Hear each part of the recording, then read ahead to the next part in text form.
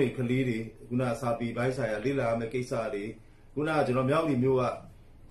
အခြေခံလူတန်းစားတွေကကျွန်တော်တို့ online နဲ့ဈေးရောင်းတဲ့ကိစ္စတွေဒါတွေမှာလည်းခုန internet စနစ်တွေက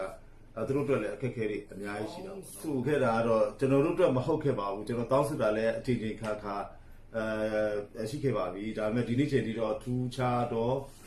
ပြောင်းလဲမှုတစ်စုံတရာမရှိခဲ့ပါဘူးဒါပေမဲ့ကျွန်တော်တို့ရောက်ဒီမြို့ကလည်းကျွန်တော်ဒီမြို့မှာတာဝန်ထမ်းဆောင်နေလာခဲ့တာနှစ်ပေါင်း20ကျော်ခဲ့ပါပြီကျွန်တော်တို့မြို့ကကျွန်တော်မြို့ကန်ပြည်သူလူထုကိုကျွန်တော်လေးစားတယ်တနာလဲတနာတယ်ဘာဖြစ်ဆိုတော့ကျွန်တော်တို့မြို့ကဖြစ်ပေါ်လာတဲ့မြတ်ပြဿနာတိုင်းကိုအမြဲတမ်းကြက်ကြက်ခံရင်ဆိုင်ဖြည့်ရှင်းတတ်တဲ့ကျွန်တော်တို့မြို့ရဲ့ပြည်သူလူထုရဲ့အစွမ်းကိုကျွန်တော်တကယ်လေးစားတယ်ကျွန်တော်မြို့ကအခုနေတတ်တဲ့လောက်ကိုဖြစ်နေပြီပေါ့နော်လက်ရှိအခြေအနေအခက်ခဲပေါင်းများစွာကြားထဲမှာရုံထပြီးတော့မှနေတတ်တဲ့လောက်ဖြစ်နေပြီပေါ့လက်ရှိအခြေအနေကဒါလေးတွေကကျွန်တော်တို့ခုနကကျွန်တော်တို့လည်းဒီဘက်မှာလှုပ်ဆောင်ချက်တွေလုပ်ပြနေတယ်နေသားတစ်ခုမှာတစ်ဖက်ကလည်းခုနကအပြုသဘောဆောင်တဲ့ပြည်သူတွေအတွက်ပြန်ကြည့်ပြီးတဲ့ဥစ္စာမျိုးတွေလုပ်ပေးနိုင်ရင်တော့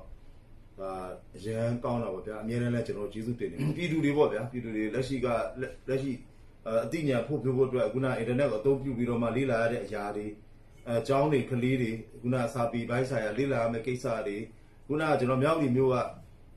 အခြေခံလူတန်းစားတွေကကျွန်တော်တို့ online နဲ့ဈေးရောင်းတဲ့ကိစ္စတွေဒါတွေမှာလည်းခုန internet စနစ်တွေကသူတို့အတွက်လည်းအခက်အခဲတွေအများကြီးရှိတာပေါ့နော်နောက်ပြီးခုန73စီဆိုလို့ရှိရင်လည်းမရဘူးမလားရတယ်ခုနကဈေးနှုန်းတစ်ခုကြီးမြင့်မှုတစ်ခုပေါ်မှာအခြေခံလူတန်းစားတွေဘက်ကတော့အများကြီးခက်ခဲဖြစ်တာပေါ့ဗျာ